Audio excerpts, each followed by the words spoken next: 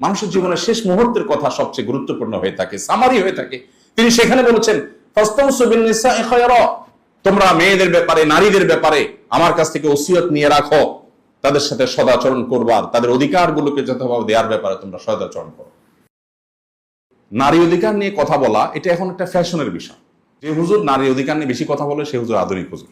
আমার ভক্তদের মধ্যে মহিলারা ভক্ত একটু বেশি, কারণ মহিলাদের অধিকার নিয়ে আমরা একটু বেশি কথা বলি। অবশ্যই এটা ইন্টেনশনালি বলি তা না, নানা কারণে বলা হয়ে যায়। তো এই কারণে দেখা যায় যে মহিলারা তুলনামূলক ভাবে বলে না এই হুজুর ভালো। তো মহিলাদের অধিকার নিয়ে কথা বলাটা এটা 2025-এর পৃথিবীতে এটা ফ্যাশনের বিষয়। এটা যে বলে সে সেফ সাইডে থাকে, সমস্ত এমবেসি গুলো তাকে সাপোর্ট করার জন্য দাঁড়িয়ে যায়, বিদেশি সংস্থাগুলো তার জন্য ফাইল রেডি করে ফেলে তাকে সাহায্য করার জন্য, সকল এলিমেন্ট তার পক্ষে দাঁড়িয়ে যায়, কারণ সে নারী অধিকার কর্মী। মুহাম্মদ সাল্লাল্লাহু আলাইহি ওয়াসাল্লাম যখন নারী অধিকার নিয়ে কাজ করেছেন তখন নারী হিসাবে জন্মগ্রহণ করাটা পৃথিবীতে অপরাধ ছিল। অন্য কারোর কথা তো পরের কথা, কোরআন বলছে, আল্লাহ তাআলা ইরশাদ করছেন, ওয়াইদা বুশিরা আহাদুহুম বিল উনসা দাল্লা ওয়াজহুহু মুসওয়াদ্দান ওয়া হুয়া কাযীম। তাদের কাউকে যখন তোমার কন্যা সন্তান হয়েছে সংবাদ দেওয়া হতো তখন তার মুখ কালো হয়ে যেত, ইয়াতাওয়ারা মিনাল কওম, এবং সে মুখ লুকালুকি করত, মানুষের সামনে যেত না কিছুদিন যে কন্যা সন্তান হয়েছে। আল্লাহ তাআলা কোরআনে কারিমে বলেছেন, ওয়াইদাল মাউউদাতু সুইলাত বিআইয়ি যামবিন কুতিলাত। স্মরণ করো সেই দিনের কথা যেদিন মক্কার সে পাষণ্ড মানুষেরা নিজের কন্যা সন্তানকে ভুলিয়ে ভালিয়ে আদর করার কথা বলে মরুভূমিতে নিয়ে আগে থেকে পুঁতে রাখা, আগে থেকে গর্ত করে রাখা গর্তে তাকে ফেলে দিয়ে জীবন্ত মেয়েকে চাপা দিয়ে দিতে সে কন্যা দাঁড়িয়ে জিজ্ঞেস করবে আল্লাহর দরবারে, কোন অপরাধ আমাকে হত্যা করেছিলে বাবা, আজ তোমার বিচার হবে, তুমি জবাব দাও। সেই সমাজের বুকের উপর দাঁড়িয়ে বুক টান টান করে মুহাম্মদ সাল্লাল্লাহু আলাইহি ওয়াসাল্লাম ঘোষণা করেছিলেন, কেউ যদি দুটি সন্তান কন্যা জন্ম দেয়, কোন মা বাবা যদি তাদের সাথে সদাচরণ করে, বৈষম্য না করে, জুলুম না করে, তাদেরকে সুদীক্ষা দেয়, তাহলে সে শুধু জান্নাতে যাবে তা নয়, মুহাম্মদ সাল্লাল্লাহু আলাইহি ওয়াসাল্লামের সাথে জান্নাতে থাকবে। ইমাম মালিক রাহমাতুল্লাহ আলাইহি আমাদের ফিকহের যে প্রসিদ্ধ 4টি থট মাযহাব, এর মধ্যে একটি থটের প্রতিষ্ঠাতা আপনারা জানেন, মদিনার মানুষ ছিলেন।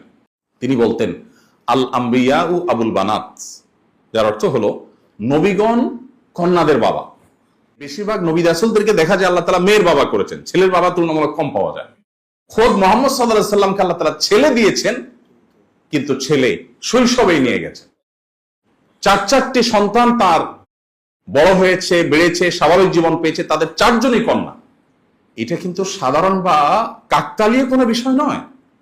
অর্থাৎ আল্লাহ তাআলা নারী অধিকার সত্যিকার অর্থে তাকে দিয়ে প্রতিষ্ঠা করবেন, নারীদেরকে বঞ্চনার হাত থেকে মুক্তির কাণ্ডারি বানাবেন, সেজন্য তার ঘরে 4টি কন্যা সন্তান দিয়েছেন আল্লাহ। ছেলে সন্তান দিয়েছেন যেগুলো সবগুলো নিয়ে গেছেন, একটাকেও রাখেন।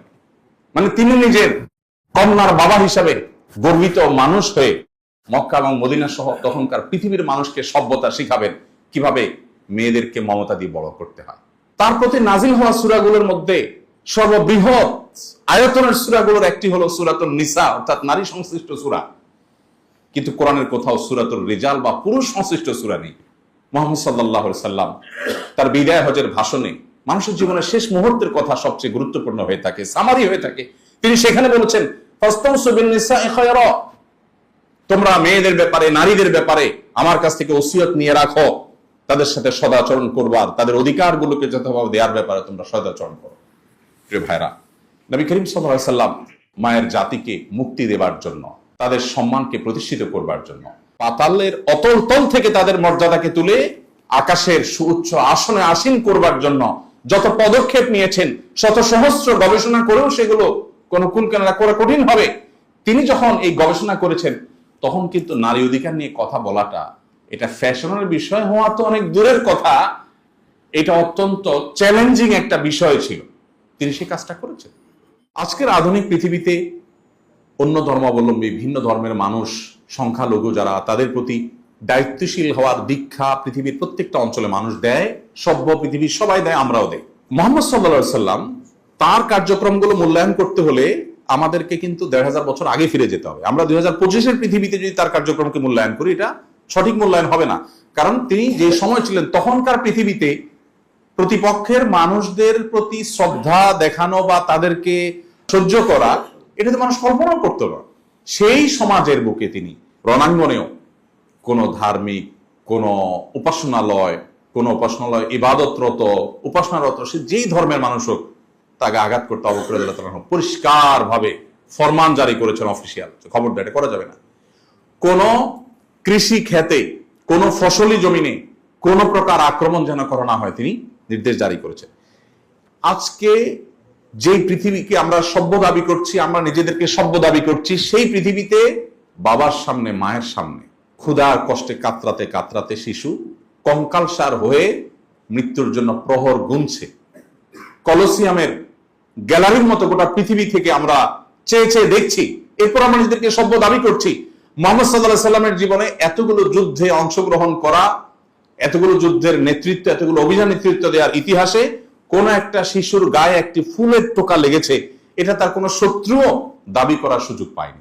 উহুদ যুদ্ধের একটা ছোট্ট ঘটনা না বলে পারছি না। তিনি তার তরবারি দিলেন রণাঙ্গনে, চরম অবস্থা যখন বিরাজ করছে, মুসলমানদের খারাপ সময় যাচ্ছে, তখন একজনকে সাহসিকতার দেওয়ার জন্য, সাহস দেওয়ার জন্য তাকে তার তরবারি দিয়ে বলেন, যাও আমার তরবারি দিলাম। নবীজির তরবারি পেয়েছে, সে অনেকটা সাহসী হলেন এবং তিনি ঝাঁপিয়ে পড়লেন যুদ্ধে। হঠাৎ করে তার চোখে পড়ল দূরে কোথাও কেউ একজন কাউকে ধরাশয়ী করে ফেলেছে। তিনি দৌড়ে সেখানে গেলেন, যে দেখতে পেলেন যাকে ধরাশয়ী করা হয়েছে তিনি তারই দলের সৈনিক, তারই সহযোদ্ধা। আর ধরাশয়ী যিনি করছেন তিনি লাশের সাথে কোন একটা নির্মমতা করছেন, বিকৃতি করছেন। তখন তিনি আরো কাছে গেলেন, কাছে গিয়ে দেখলেন যে সেই নির্মম দৃশ্য, কলিজা বের করে ইসলামের চাচার কলিজা চাবানোর সে দৃশ্য। তিনি কাছে গেলেন, যে দেখলেন যে এই যে দৃশ্য যিনি করছেন একজন নারী। তিনি তরবারি বের করলেন, তাকে আঘাত করবেন, উদ্যত হলেন। কিছু দূর যে আঘাত করার আগ মুহূর্তে তিনি আবার থমকে গেলেন এবং তরবারি আবার খাপে ঢুকিয়ে তিনি পেছনে চলে আসলেন। পরবর্তী তিনি বলছিলেন যে এরকম নির্মম দৃশ্য সহযোদ্ধার প্রতি দেখার পর পৃথিবীতে কোনো মানুষের ঠিক থাকার কথা নয়। আমারও সে অবস্থা হয়েছে এবং আমি তাকে শেষ করতাম। যখনই আমার মনে হলো আমার হাতে যে তরবারি এটা যার, তিনি কোনোদিন কোনো নারীর গায়ে টোকা দেন। এই নারী যত মন্দ কাজ করুক, অন্য কেউ তাকে শাস্তি দেখ, বাট তার তরবারি দিয়ে আমি তাকে আঘাত করতে পারি না। আজকে আমরা নারী অধিকারের কথা বলি। ১৫০০ বছর আগের পৃথিবীতে নারী হিসেবে জন্ম নেওয়াটা যখন অপরাধ ছিল, তখন নারীকে মুক্তি দিয়ে কোথায় নিয়ে গেছেন, কোথা থেকে মুহাম্মদ সাল্লাল্লাহু আলাইহি ওয়াসাল্লাম, সেটি আমরা বেশিরভাগ মানুষই কিন্তু ইগনোর করি বা আমাদের আলোচনা সেটা উঠে